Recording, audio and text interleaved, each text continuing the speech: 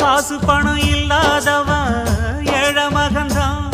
அவன் காட்டோரமா ரோட்டோரமா படுத்து தூங்குறான். சொத்து சொகம் உள்ளவனோ செல்வ மகன்தான். அவன் பஞ்சு மெத்த போட்டிருந்தும் முழிச்சு ஏங்குறான்.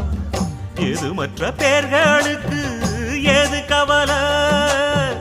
4 காசு வச்சிருந்தா 100 கவலை. இங்கு ஆசை வச்ச நெஞ்சுக்கெல்லாம் அமைதி இல்லையே.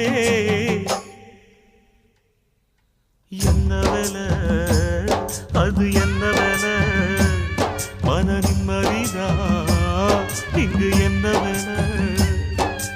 எந்த கடை அது எந்த கடை? அத விற்கிறது இங்கு எந்த கடை? பணங்காசுதான் அள்ளி வீசிதான் கடடாதுதான் கடையில் கிடைக்காதே. என்ன வேலை அது என்ன வேலை? மன